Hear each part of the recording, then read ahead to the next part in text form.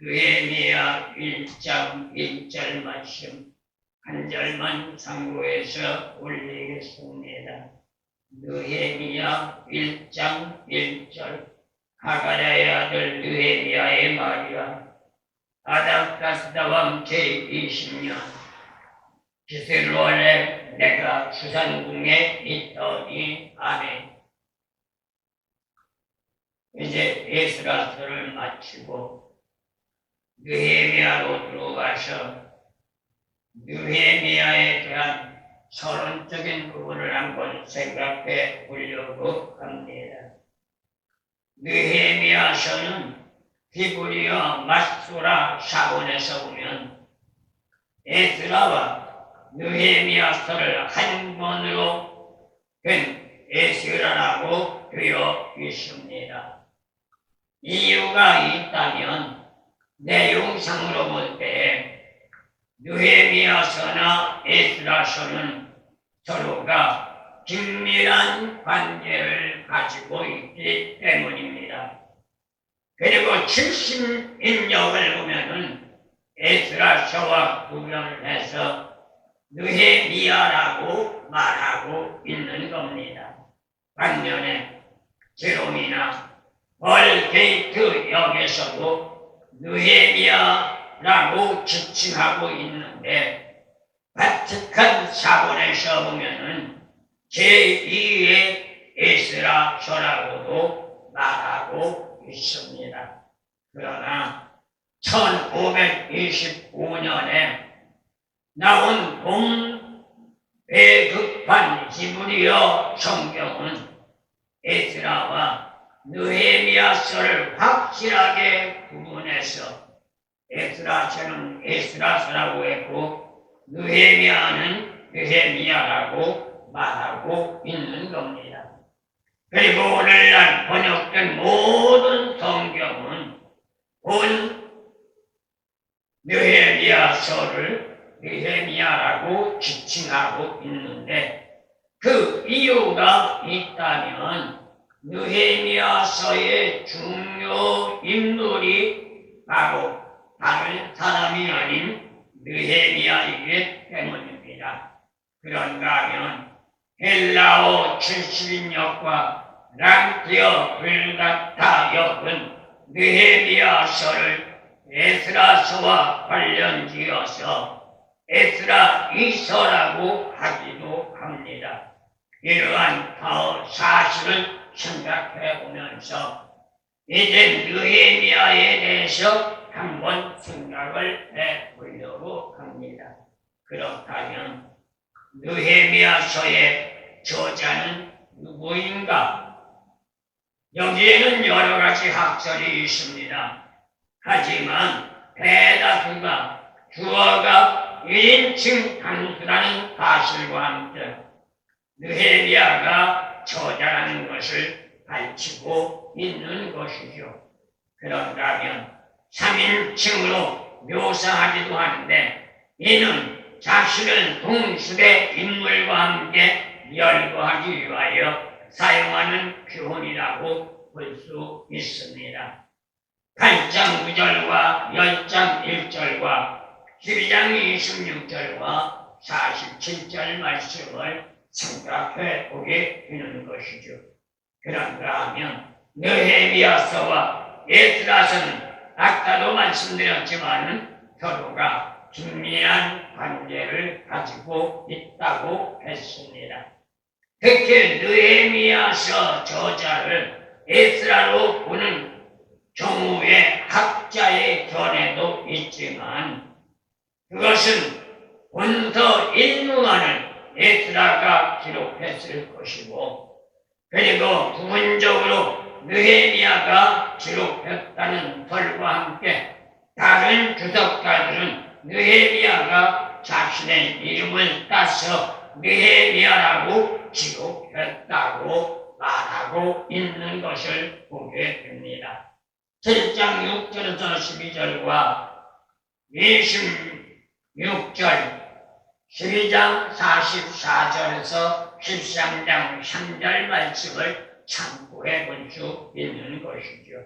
그렇다면 느헤미야가 저자라고 하는 주장을 한번 생각해 볼 때에 1장 1절에서 7장 5절과 12장 27절에서 43절 말씀의 내용을 생각해 볼 때 느헤미야는 자신을 1인칭으로 언급해 놓고 있습니다.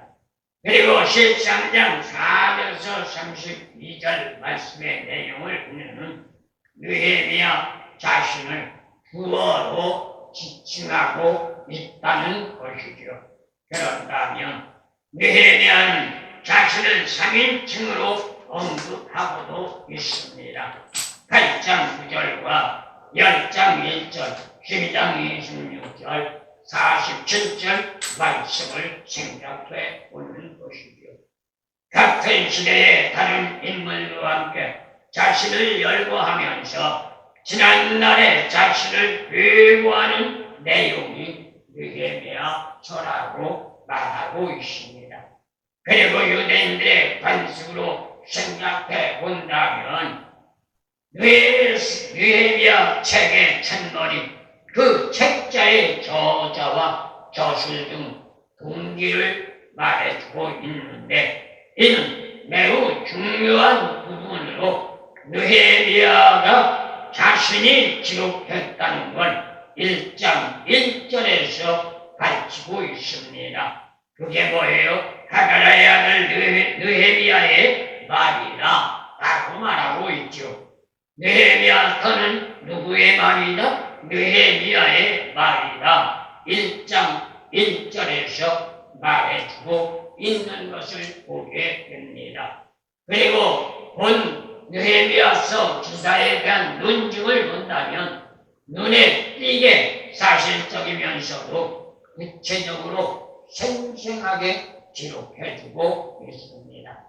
3장에서 4장 말씀을 보면 예루살렘 성벽 공사에 대한 반증을 말해주고 있고 그리고 직접적으로 체험한 자답게 서술해놓고 있고 사실 직접적인 체험자가 아니면 불가능한 말들을 해놓고 있기 때문입니다. 그리고 본토의 주인공으로 예루살렘 성벽의 재건을 주도한 자로 가장 적합한 인물이라는 것을 말하고 있는데 그 일례로 본다면 공문 일지나 개인적인 일기 등을 종합해 봤을 때에 느헤미야의 서술을 바탕으로 기록했다는 것을 볼 수가 있습니다.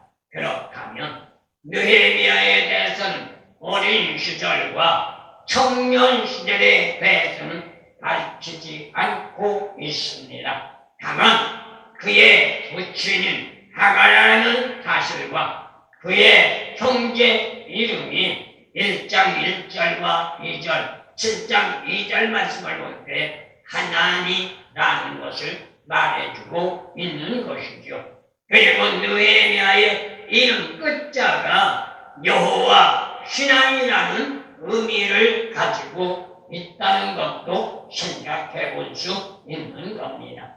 반면에 이름 끝자가 여호와 신앙이라는 느헤미야라는 자를 감안해 볼 때에 그의 가족이 유다의 전통에 따라 신앙삶에 충실했다는 것도 말할 수 있다는 것입니다. 그렇다면 느헤미야의 조부는 예루살렘이 바벨론 군대에 점령되어 포로로 잡혀갔을 때 사람으로 느헤미야는 들르바벨이 1차적으로 예루살렘으로 귀환할 때가 아니면 그 이후에 포로진 아사에서 태어났을 가능성이 크다는 것이죠. 그렇다면 느헤미야 역시 포로민의 신분인 겁니다.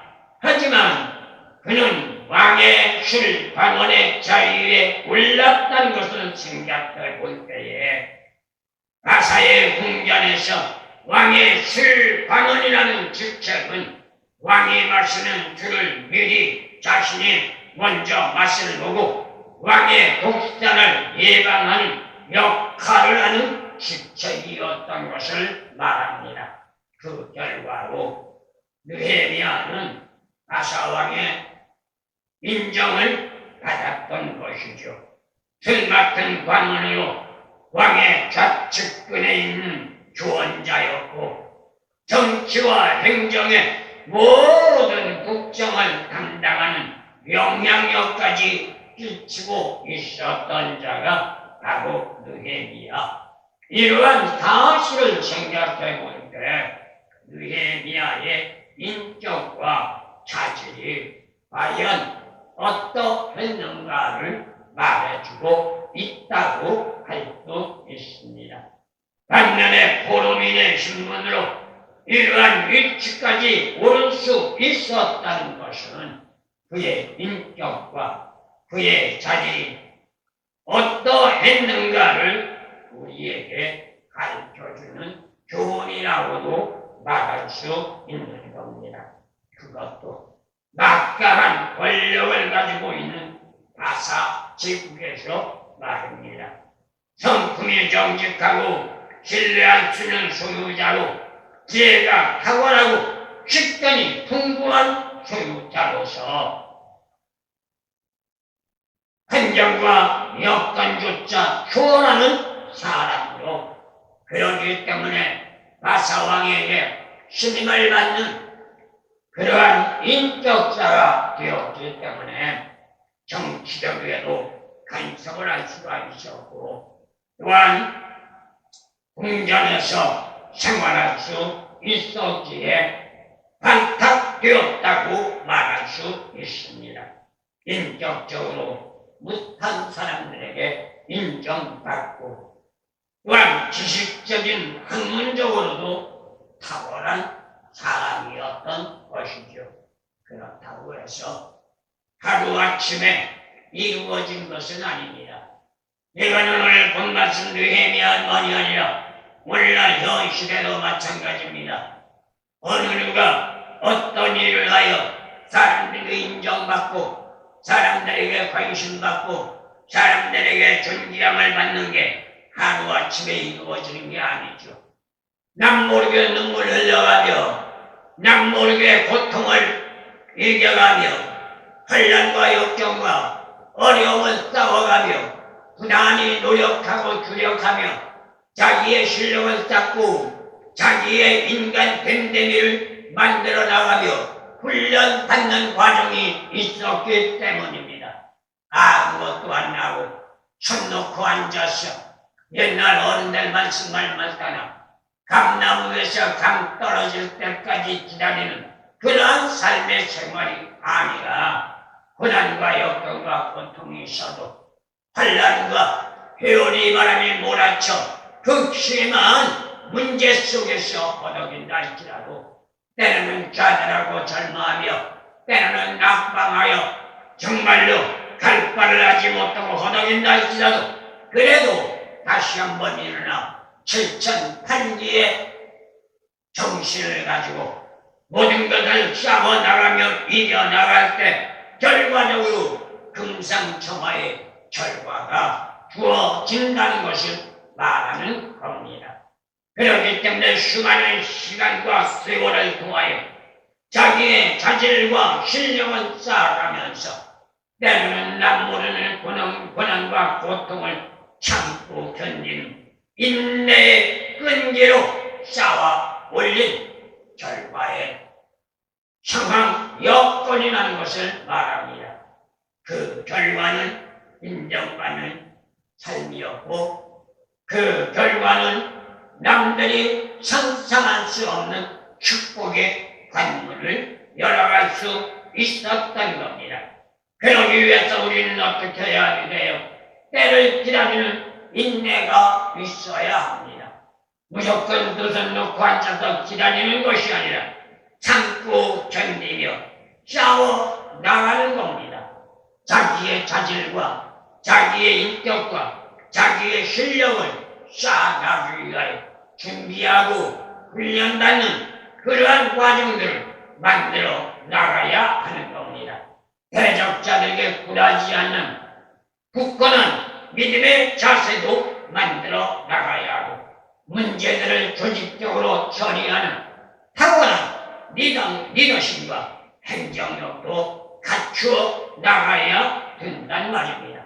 그러기 위해서는 어떻게 해야 돼요? 희생할 줄 알아야 하고 헌신할 줄 알아야 하고 봉사할 줄 알아야 한다는 겁니다. 그러기 위해서 위기 때마다 무엇을 해야 할까요? 낙심천만하여 좌절하고 절망하며 투념하는 것이 아니라 무릎 꿇고 기도하며 신앙 삶으로 싸워 나가 이겨야 한다는 겁니다. 이게 믿는 자의 삶이요 믿는 자의 생활 방법이라는 것이죠. 상황이 여건이 어떻든지 간에 하나님 은혜를 감사하면서 주어진 자신의 자리에서 최선을 다하는 헌신과 봉사의 정신으로 싸워 나가는 삶의 소유자가 되어질 때에 오늘 본 말씀의 주인공 느헤미야와 같이 하나님의 영광을 드러내는 축복된 길이 열려진다는 사실 우리 잊지 마시고 비록 힘들고 어려운 세상이 날지라도 때로는 넘어지고 쓰러지고 자살하고 절망하는 날지라도 실전팔기에 인내의 믿음과 끈기의 신앙을 가지고 다시 한번 일어나 전진하며 달려가 결단코 여호와 니시 승리의 영광의 문을 열어 나갈 수 있는 저와 여러분들 되어지기를 예수님의 이름으로 축원합니다.